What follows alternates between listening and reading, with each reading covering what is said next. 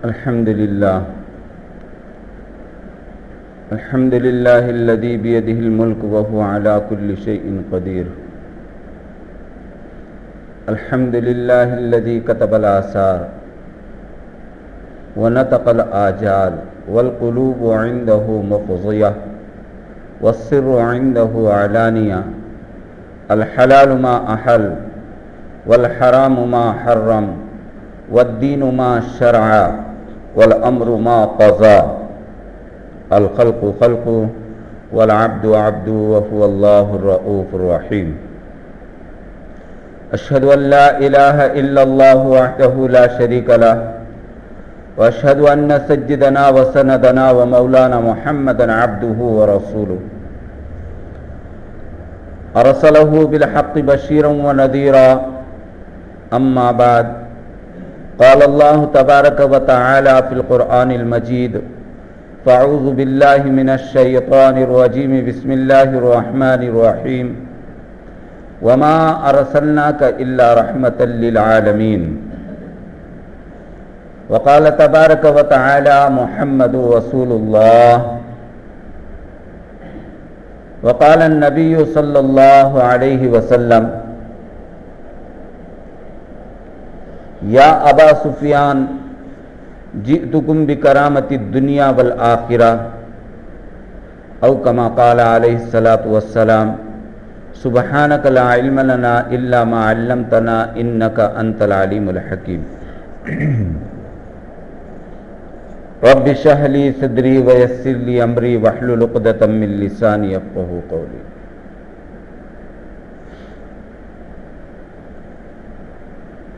اللہ تبارک و تعالی نے ہمارے نبی کو سارے عالم کے لیے رحمت بنا کر کے بھیجا. آپ کا اس دنیا میں آنا بھی نرالا ہے، اور اللہ تبارک و تعالی نے اپنے پاس بلایا تو وہ بھی اللہ تبارک و تعالی کا عجیب انداز ہے. آپ حضرت ابراہیم علیہ السلام کی دعا ہیں. جب اللہ تبارک و تعالی نے حکم دیا کہ آپ خانہ کعبہ کو بنائیں، تو حضرت ابراہیم علیہ السلام نے خانہ کعبہ کی تعمیر کی. خانہ کعبہ تو پہلے سے تھا. آدم علیہ السلام کے اس دنیا میں لانے کا جب اللہ تبارک و تعالی نے ارادہ کیا تو پوری دنیا کے اندر میں صرف پانی ہی پانی تھا. جب زمین اور اس کے اوپر پہاڑ اور درخت اور آبادی بنانے کا اللہ تبارک و تعالی نے ارادہ کیا تو پہلے زمین کو بنانا شروع کیا تو پانی آپس میں ٹکراتا رہا، تو سب سے پہلے جو جگہ بنی وہ خانہ کعبہ کی جگہ ہے. وہاں سے پھر زمین پھیلتی گئی. اللہ تبارک و تعالیٰ نے اس کائنات کو بنایا. تو خانہ کعبہ پہلے سے تھا، لیکن اس کے نشانات باقی تھے، باقی سب گرا ہوا تھا.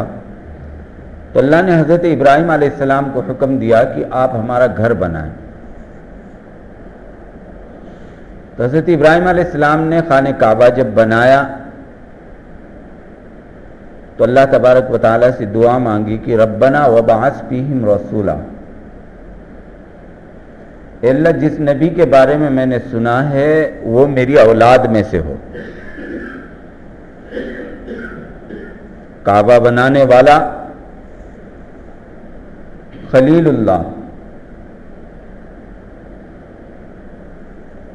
اللہ کی دعا کے اوپر آمین کہنے والے حضرت اسماعیل علیہ السلام ذبیح اللہ. جس کتاب میں اس واقعے کا ذکر ہے وہ کتاب اللہ، اور جس کو مانگا وہ ہے محمد الرسول اللہ.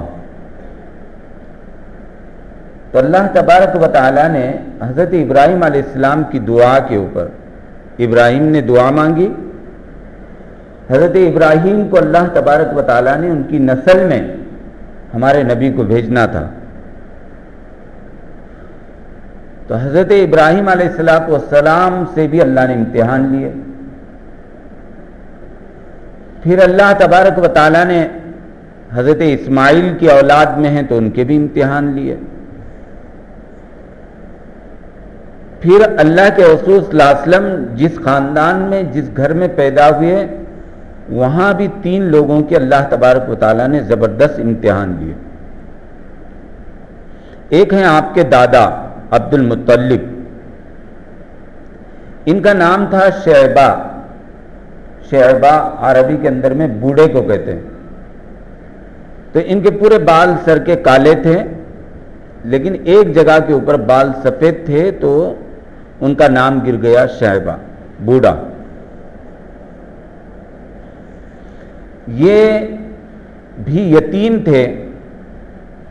ان کی والدہ کا نام تھا آسما. یہ رہنے والی مدینہ منورہ کی تھی، لیکن قریش میں ان کا نکاح ہوا تھا. بیوہ ہوئی تو اپنے بچے کو لے کر کے مدینہ منورہ گئی. مدینے میں ان کی پرورش ہوئی. نانا نانی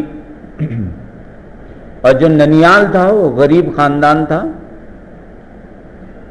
ایک مرتبہ مکہ مکرمہ کا ایک تاجر، اس زمانے میں لوگ تجارت کے لیے سفر کیا کرتے تھے، مدینہ منورہ گیا تو اس نے دیکھا کہ کچھ نوجوان ہیں جو تیر اندازی کر رہے ہیں. اس میں ایک جوان ہے جو ہر مرتبہ تیر چلاتا ہے تو نشانے پہ لگتا ہے، اور جب نشانے پہ لگتا ہے تو وہ کہتا ہے کہ میرا تیر نشانے پر کیوں نہیں لگے گا جبکہ میں قریش کی اولاد ہوں. تو اس نے وہاں تحقیق کی کہ یہ کون بچہ ہے تو پتہ چلا کہ اس کی ماں بیوہ ہے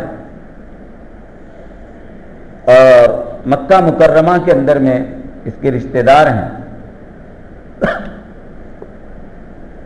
تو اس نے آ کر کے مکے کے اندر میں تانا دیا قریش کو کہ تمہارا ایک نوجوان وہاں مدینے کے اندر میں غربت کی زندگی جی رہا ہے.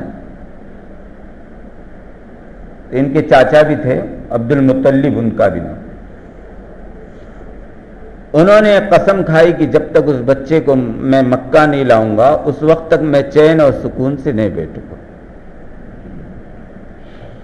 جا کر کے ان کو مکہ لے کر کے آئے تو عبد المطلب چونکہ بہت زیادہ چالاک اور ہوشیار تھے تو تھوڑے دنوں کے اندر میں خاندان میں اچھا خاصا ان کا وزن ہو گیا، لوگوں سے تعلقات ہو گئے. تو ان کو قریش کا سردار بنا دیا گیا.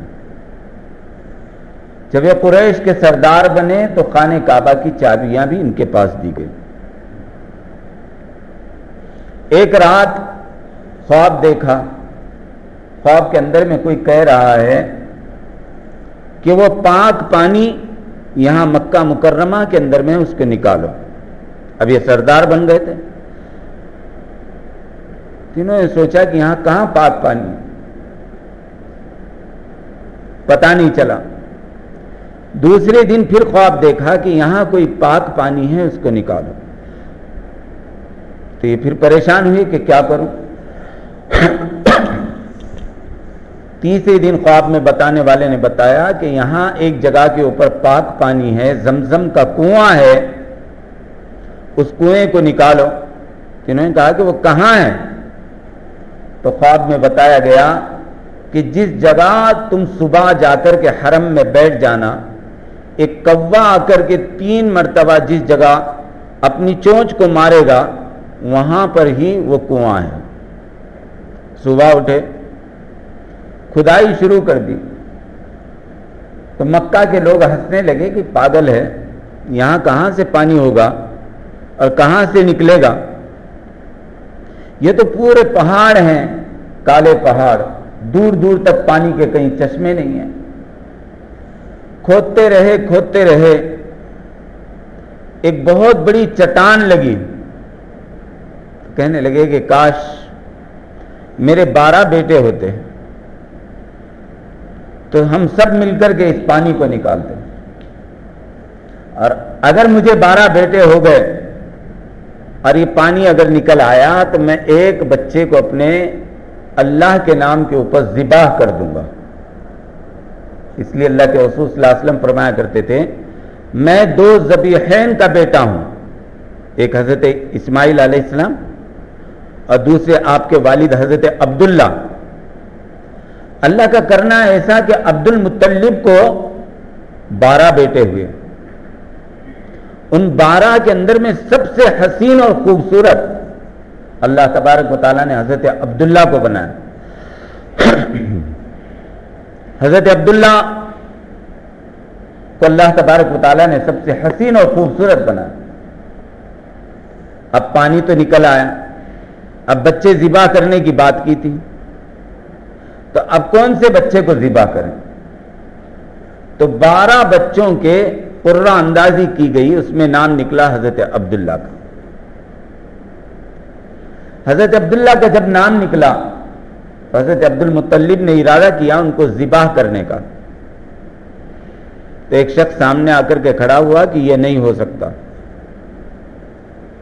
آپ اپنے بچے کو ذبح نہیں کرو گے، ہم یہ ہونے نہیں دیں گے۔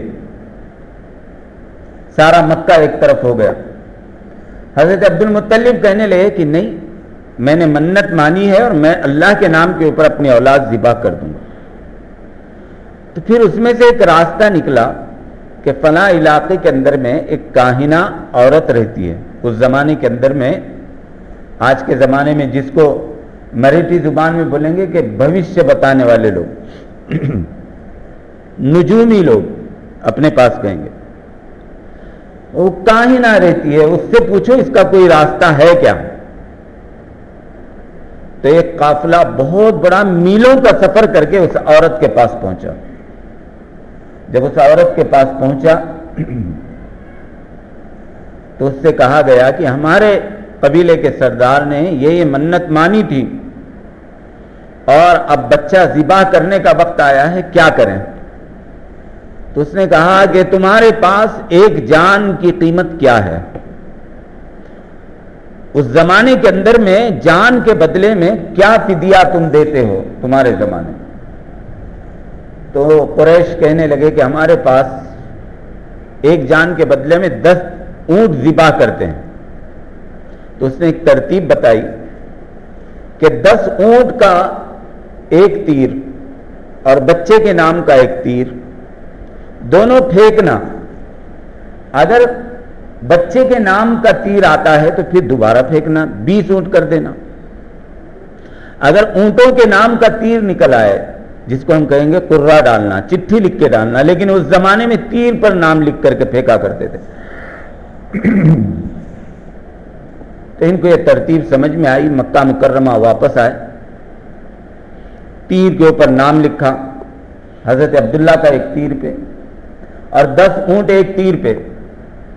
جب پھینکا گیا تو حضرت عبداللہ کا نام نکلا، تو 20 اونٹ کر دیے، پھر حضرت عبداللہ کا نام نکلا، 30 اونٹ کر دیے، پھر حضرت عبداللہ کا ہی نام نکلا، 40 اونٹ کر دیے، پھر حضرت عبداللہ کا نام نکلا۔ روایات میں آتا ہے 100 اونٹ ہو گئے۔ 100 کے بعد حضرت عبداللہ کا نام نہیں نکلا، اونٹوں کا نام نکلا۔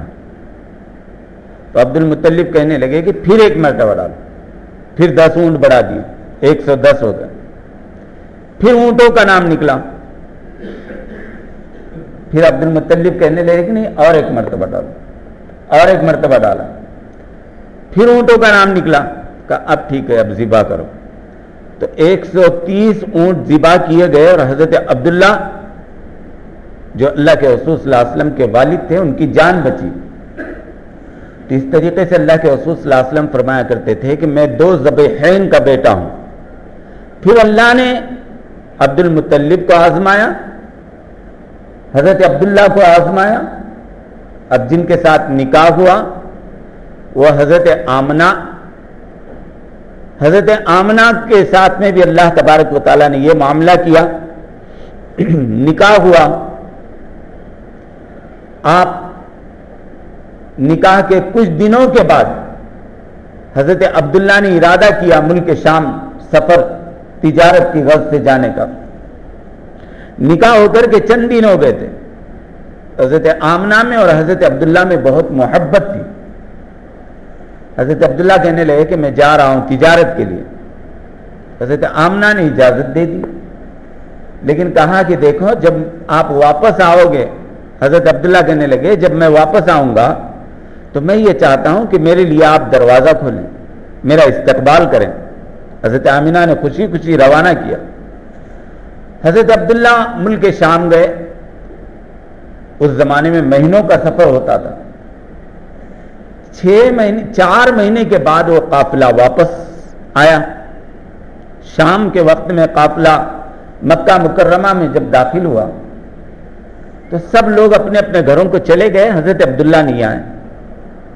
تو عبد المطلب پریشان ہوئے کہ میرا بیٹا کہاں ہے.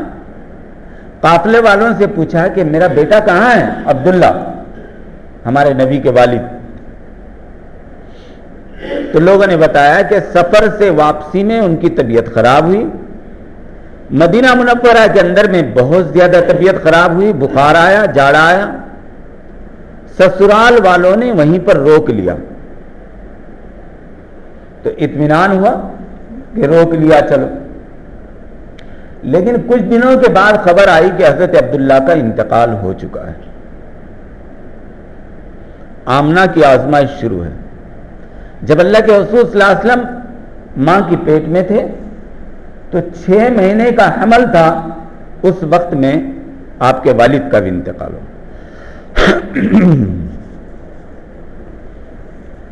یہ آزمائشوں کے ساتھ میں اللہ تبارک و تعالیٰ نے حضور پاک صلی اللہ علیہ وسلم کو دنیا کے اندر میں بھیجا.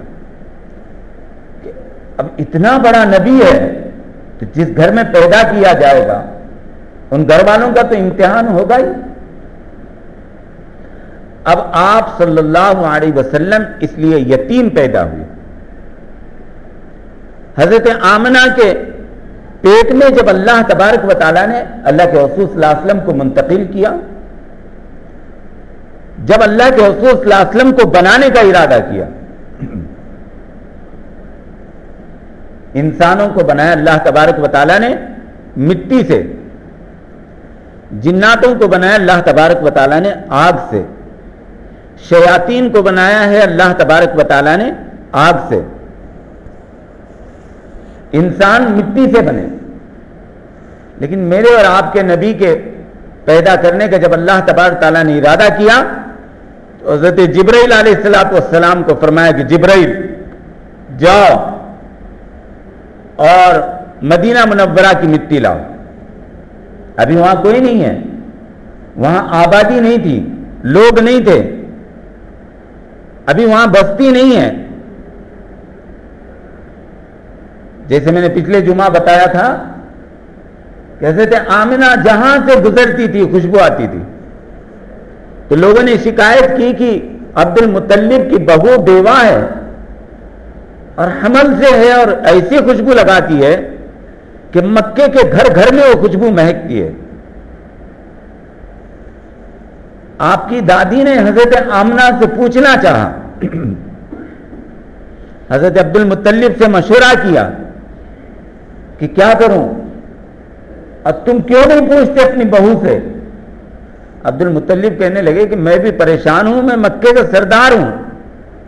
سب لوگ کہہ رہے ہیں کہ عبد المطلب کون سا عطر تمہارے گھر کے اندر میں لگاتے ہو جو ہمارے پورے مکے کے اندر میں خوشبو پھیل رہی ہے.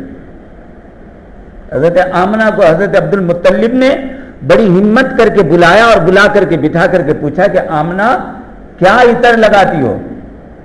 تو حضرت آمنہ کہنے لگی کہ ابا جی میں نے آج تک کوئی عطر خریدا نہیں، مجھے دکان معلوم نہیں ہے، میں کبھی باہر گئی نہیں، لیکن میرے ساتھ بڑے عجیب عجیب واقعات ہو رہے ہیں. روزانہ رات کوئی نبی آ کر کے مجھے مبارکباد دیتے ہیں،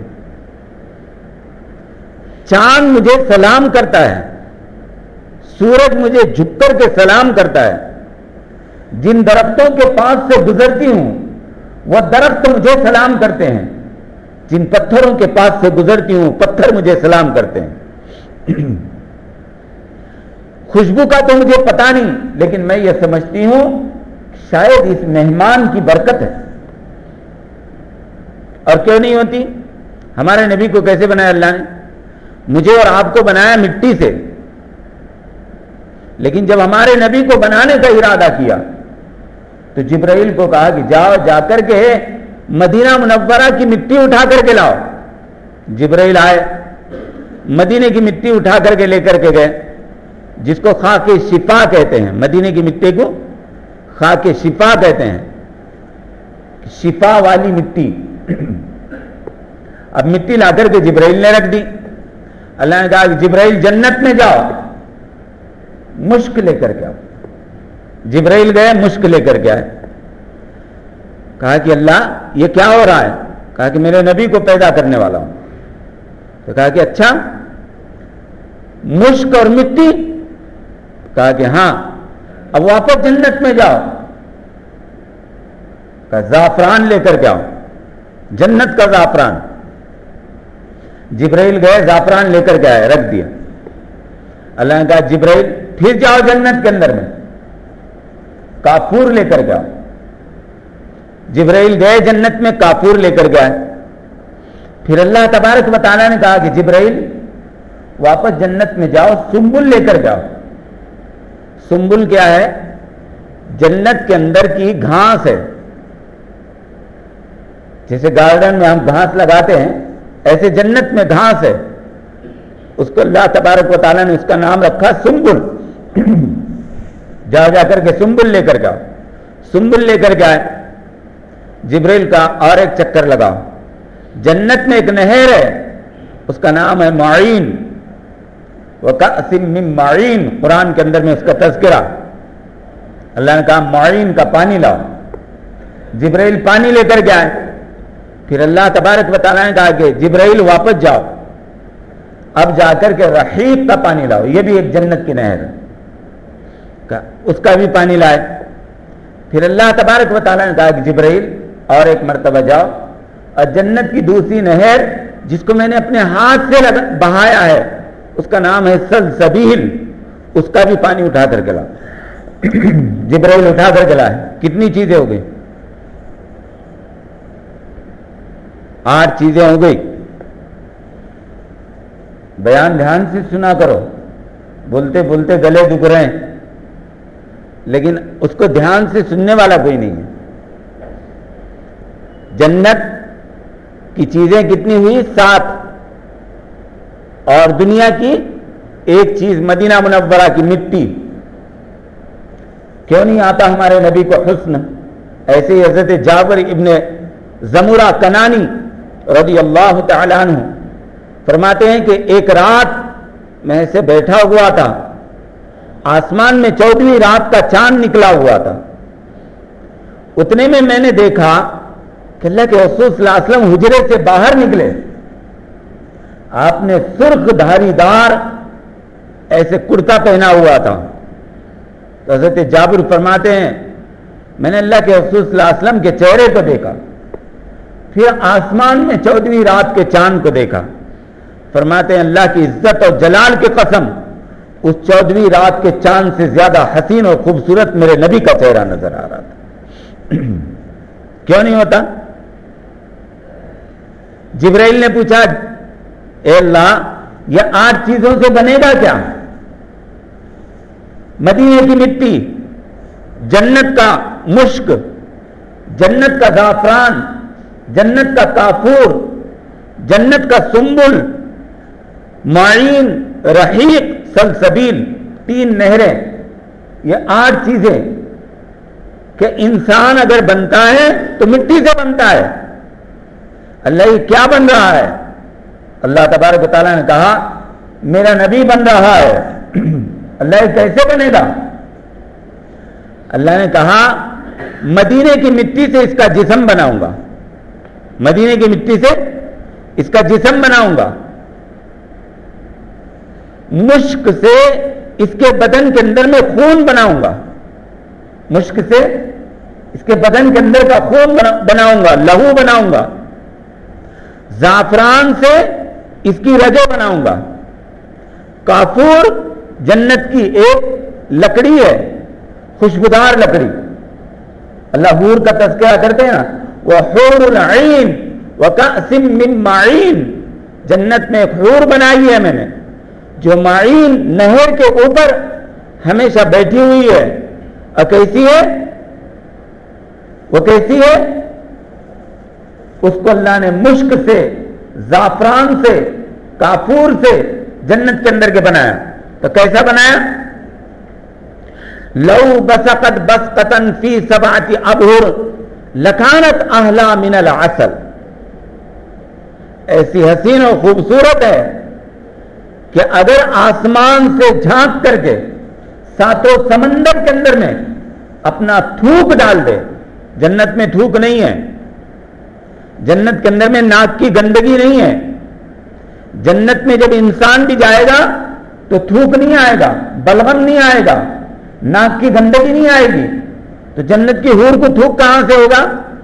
اگر تھوک نہیں ہے، سارے منہ کا جمع کر کے ایسے بھی اگر کر دے اور اس کا ایک چھینکا بھی 7 سمندر میں گر جائے تو اللہ کے نبی صلی اللہ علیہ وسلم فرما رہے ہیں 7 سمندر شہد سے زیادہ میٹھے ہو جائیں. لو بسقت بسقتن فی سبعۃ ابحر لکانت احلی من العسل. کہ اگر وہ سمندروں میں تھوک ڈال دے 7 سمندر شہد سے زیادہ میٹھے ہو جائیں. وہ ایک قدم اٹھاتی ہے تو 1,00,000 نخرے دکھاتی ہے. ایک قدم اٹھاتی ہے 1,00,000 نخرے دکھاتی ہے. 70 لباس پہنے گی پھر بھی اس کا جسم صاف شفاف نظر آئے گا. تو 70 لباس کیسے ہوں گے؟ وہ ہماری طرح کپڑے کے نہیں ہوں گے. اللہ نے نور کے کپڑے بنائے ہوئے ہیں اور وہ کپڑے پہنے گی تو اس میں سے لباس. اس کے اندر میں تو 3 ہی چیزیں ہیں. اب میرے نبی کو اللہ بنا رہے تو میں تو مٹی سے اس کا جسم بناؤں گا، مشک سے اس کا خون بناؤں گا، زعفران سے اس کی رگیں بناؤں گا، کافور سے اس کی ہڈیاں بناؤں گا. جنگل کا وہ جو سنبل اٹھا کر کے لائے تھے گھاس، تو میں تو اس گھاس سے میرے نبی کے بدن کے بال بناؤں گا. داڑھی ہے، سر کے بال ہیں، جسم کے اوپر جہاں کہیں بال ہیں وہ بال نہیں ہوں گے بلکہ وہ جنت کے گھاس سے اللہ تبارک و تعالیٰ نے میرے نبی کے بال بنائے. معین، رحیق، سلسبیل، ان تینوں کا پانی ملاؤ، اس سے اس کے منہ کے اندر کا تھوک اور اس کا پسینہ اور اس کے بدن سے نکلنے والا پانی وہ جنت کی نہروں کا ہوگا. اس لیے تو صحابہ فرماتے ہیں کہ اللہ کے رسول صلی اللہ علیہ وسلم ایسے لیٹے ہوئے ہیں. ایک صحابی نے دیکھا پسینہ ایسے ٹپکنے والا ہے تو انہوں نے اس کو بوتل کے اندر میں جمع کر لیا. موت تک کبھی دوبارہ عطر کی ضرورت ہی نہیں پڑی ہے. دوبارہ عطر کی ضرورت ہی نہیں پڑی ہے. اللہ کے رسول صلی اللہ علیہ وسلم قضاء حاجات کے لیے جاتے تو زمین اس کو نگل جاتی تھی. صحابہ ایسے دیوانے تھے کہ کہیں اس کے اوپر لپک نہ پڑے. اللہ تبارک و تعالیٰ نے اس کا انتظام کر دیا تھا کہ زمین اس گندگی کو نگل جاتی تھی. تو 8 چیزوں سے اللہ تبارک و تعالیٰ نے جس کو بنایا ہو، اب وہ حضرت آمنہ کے پیٹ کے اندر میں ہے تو کیوں نہیں خوشبو آئے گی؟ کیوں نہیں خوشبو آئے گی؟ سارے مکے کے اندر میں خوشبو پھیل رہی ہے. سارا مکہ پریشان ہے کہ آمنہ عبد المطلب کی بہو کون سا عطر لگاتی ہے، کیا عطر استعمال کر رہی ہے. ایسے نہیں کہا تھا حضرت حسان بن ثابت نے. حضرت حسان بن حضور پاک صلی اللہ علیہ وسلم کی شان میں بہت سارے اشعار لکھے گئے، کہے گئے، آج بھی لکھنے والے لکھ رہے ہیں. کتنے نعت ہیں، کتنے اشعار ہیں، کتابیں بھری پڑی ہیں، لیکن حضرت حسان بن ثابت نے بس ایک شعر کہا ہے. وہ ایک شعر اور پورے دنیا کا نعتیہ کلام اگر ایک پلڑے میں رکھا جائے اور حضرت حسان بن ثابت کا ایک شعر ایک پلڑے میں رکھا جائے تو یہ ایک شعر سب کے اوپر بھاری پڑ جائے گا کیا کہا تھا حضرت حسان بن ثابت نے؟ وَأَحْسَنَ مِنْكَ لَمْ تَرَ قَطُّ عَيْنِي وَأَجْمَلَ مِنْكَ لَمْ تَلِدِ النِّسَاءُ خُلِقْتَ مُبَرَّأً مِنْ كُلِّ عَيْبٍ كَأَنَّكَ قَدْ خُلِقْتَ كَمَا تَشَاءُ. اوہو وَأَحْسَنَ مِنْكَ لَمْ تَرَ قَطُّ عَيْنِي، اے محمد مصطفیٰ صلی اللہ علیہ وسلم، آپ جیسا حسین میری آنکھ نے دیکھا نہیں. وَأَجْمَلَ مِنْكَ لَمْ تَلِدِ النِّسَاءُ، اور آج تک آپ کے جیسا خوبصورت کسی ماں نے جنا نہیں. خُلِقْتَ مُبَرَّأً مِنْ كُلِّ عَيْبٍ، آپ جو پیدا ہوئے نا ہر عیب سے پاک صاف ستھرے اللہ تبارک و تعالیٰ نے آپ کو پیدا کیا. کأنک قد خلقت کما تشاء، مجھے ایسا لگتا ہے کہ اللہ نے آپ نے جیسا چاہا ویسے اللہ نے آپ کو بنا دیا. اما عائشہ رضی اللہ تعالیٰ عنہ گھر کے اندر میں کپڑے سی رہی ہیں. روایات کے اندر میں آتا ہے اچانک آپ کے ہاتھ سے سوئی گر گئی اور رات کا وقت تھا، چراغ بجھ گیا اور سوئی نیچے گر گئی. حضرت عائشہ فرماتی ہیں اتنے میں اللہ کے رسول صلی اللہ علیہ وسلم کمرے کے اندر میں داخل ہوئے، آپ کے چہرے سے وہ سوئی چمکنے لگی، میں نے اس کو اٹھا کر کے اپنے ہاتھ کے اندر میں لیا. حضرت عائشہ نے فرمایا حضرت یوسف علیہ السلام کو مصر کی عورتوں نے دیکھا تو انہیں ہوش ہی نہیں رہا، یوسف کا حسن دیکھ کر کے اپنے ہاتھ کاٹ لیے. زلیخا کو مصر کی عورتوں نے تانا دیا کہ گھر کے نوکر کے ساتھ تو نے منہ کالا کیا. حضرت یوسف علیہ السلام تو غلام تھے نا، تو نے گھر کی نوکر کے ساتھ اپنا منہ کالا کیا، تو راجا کی بیوی ہے، تیرا شوہر تو سردار ہے. اس نے کہا ایسا ٹھیک ہے. ساری عورتوں کو جمع کیا، ان کے ہاتھ کے اندر میں سیب دیے اور چاقو دیا، اور اب وہ کاٹنے والی ہیں.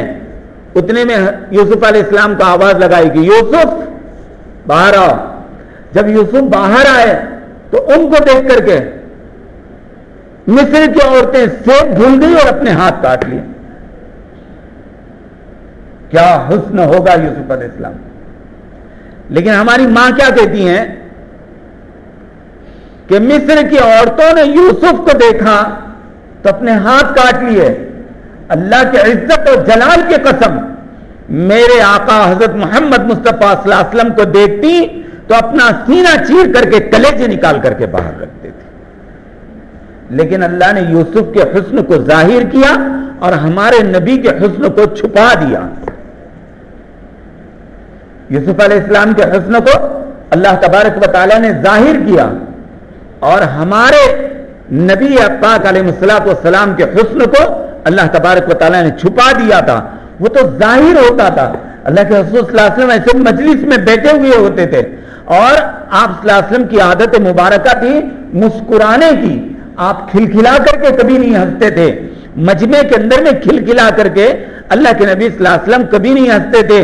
پوری زندگی جو اللہ کے رسول صلی اللہ علیہ وسلم کی ہے 63 سال 4 ماہ اور 10 دن انگریزی مہینوں کے حساب سے 64 سال اللہ کے رسول صلی اللہ علیہ وسلم کی جو عمر ہوتی ہے، تو ساری زندگی میں اللہ کے رسول صلی اللہ علیہ وسلم کھلکھلا کر کے صرف 132 مرتبہ ہنسے ہیں. ایسا ہنسے کہ آپ کے یہ پیچھے کے دانت نظر آنے لگ گئے. اس کو کہتے ہیں کھلکھلا کر کے ہنسنا. بلکہ اللہ کے رسول صلی اللہ علیہ وسلم جب کوئی بات ہوتی تو مسکرا دیا کرتے تھے. مسکرانا کوئی بات ہو گئی بس شکل مسکرانے کی بنا لی. لیکن صحابہ فرماتے ہیں جب اللہ کے رسول صلی اللہ علیہ وسلم مسجد میں بیٹھے ہوئے ہوتے تھے اور کسی بات کے اوپر اللہ کے رسول صلی اللہ علیہ وسلم مسکراتے تھے تو براق الثنایا، حدیث کے اندر میں آتا ہے اللہ کے رسول صلی اللہ علیہ وسلم کے یہ 2 دانت کے اندر میں تھوڑی سی خلا تھی، تھوڑا سا خالی تھا. یہ دانت کے اندر میں تھوڑی سی چیر تھی، وہاں سے ایک نور نکلتا تھا. وہ نور سیدھا دیوار کے اوپر جا کر کے گرتا تھا. وہ نور سیدھا دیوار کے اوپر جا کر کے گرتا تھا. صحابہ کہتے ہیں ہم نے کئی مرتبہ دیکھا حضور جب مسکراتے تھے تو آپ کی دانتوں کی چمک اور دانتوں کا نور سیدھا دیواروں کے اوپر جا کر گرتا تھا. ساری کائنات کا دولہا ہے, ساری کائنات کو اس کے صدقے طفیل میں بنانا ہے. اللہ نے جنت ایسی بنائی تو جنت جس کے صدقے میں بنی, جہنم کو اللہ تبارک و تعالیٰ نے دہکایا اپنے نافرمانوں کو جلانے کے لیے, لیکن جنت کو بنایا اپنے فرما برداروں کا ٹھکانہ. اور پھر اس کائنات کے اندر میں اللہ تبارک و تعالیٰ نے ایسے حسین مناظر رکھے ہیں, تو اللہ نے جنت کیسی بنائی ہوگی. پھر جنت کا بنانے والا اللہ اپنے نبی جس کے صدقے طفیل میں ساری کائنات کو بنا رہا ہے, اس کو بنایا ہوگا تو کتنا حسین اور خوبصورت بنایا ہوگا, کتنا حسین اور خوبصورت بنایا ہوگا. تو اللہ کے رسول صلی اللہ علیہ وسلم کو بنایا اللہ تبارک و تعالیٰ نے, آپ صلی اللہ علیہ وسلم کو منتقل کیا. حضرت آمنہ اور آپ صلی اللہ علیہ وسلم دنیا میں آئے اس مہینے کے اندر میں 12 ربیع الاول کے اندر میں. حضرت پاک صلی اللہ علیہ وسلم کی پیدائش پر میں پچھلے جمعہ میں کہہ رہا تھا, آپ کا اس دنیا کے اندر میں آنا بھی نرالا ہے کہ آپ پاک صاف ستھرے پیدا ہوئے, ولد مختونن, آپ ختنہ کیے ہوئے پیدا ہوئے. آپ کا ناک اپنی ماں کی ناک کے ساتھ جڑا ہوا نہیں تھا. جب آپ دنیا کے اندر میں آئے اور آتے ہی اللہ کے رسول صلی اللہ علیہ وسلم نے زمین کے اوپر سجدہ کیا, پھر اللہ کے رسول صلی اللہ علیہ وسلم نے اپنی انگلی شہادت کی اٹھائی, اور جب اٹھایا تو سارا عالم روشن ہو گیا. پھر حضرت آمنہ نے گود میں لیا, گھر کی چھت پھٹی, اندر بادل آئے, اس میں اللہ کے رسول صلی اللہ علیہ وسلم مانو حضرت آمنہ کے ہاتھ سے نکل گئے. پھر اللہ تبارک و تعالیٰ کی طرف سے آواز آئی اور ایک اعلان ہوا, طوفوا بہ مشارق الارض و مغاربہا, لو اس بچے کو اٹھاؤ اور پھر اس کو گھماؤ. کہاں گھماؤ؟ مشرق میں گھماؤ, مغرب میں گھماؤ, شمال میں گھماؤ, جنوب میں گھماؤ, اور ساری دنیا کو بتا دو کہ وہ نبی آ چکے ہیں جس کے صدقے طفیل میں ساری کائنات بنی. اب یہ پیدا ہوئے ہیں تو یاد رکھو, جو اس کے پیچھے چلے گا وہ دنیا و آخرت میں کامیاب, جو اس کے طریقوں کو چھوڑے گا وہ دنیا و آخرت کے اندر میں ناکامیاب. پھر اللہ کے رسول صلی اللہ علیہ وسلم تو یتیم پیدا ہوئے تھے. آپ کے والد کا انتقال 6 مہینے پہلے ہوا تھا. اب ہوتا یہ تھا کہ مکہ مکرمہ کے اندر میں بڑے گھر کے بچوں کو اس زمانے کے اندر میں دائیاں ہوا کرتی تھی. وہ دائیاں آیا کرتی تھی, وہ کیا کرتی تھی, آ کر کے چھوٹے بچے لے جا کر کے ان کی پرورش کیا کرتی تھی, ان کو اپنا دودھ پلایا کرتی تھی اور ان کی پرورش کر کے, چونکہ یہاں مکے کے اندر میں وہ چیز نہیں تھی تو اب باہر سے آتی تھی. تو اب حضرت حلیمہ سعدیہ بھی ایک عورت ہیں جنہوں نے اللہ کے رسول صلی اللہ علیہ وسلم کو دودھ پلایا. اب وہ بھی مکے کے اندر میں بچہ لینے کی غرض سے مکہ مکرمہ کے اندر میں داخل ہو رہی ہیں. اب آگے کیا ہوا آئندہ جمعے میں آپ کو بتاؤں گا. وآخر دعوانا الحمدللہ رب العالمین. سنتیں پڑھ لو.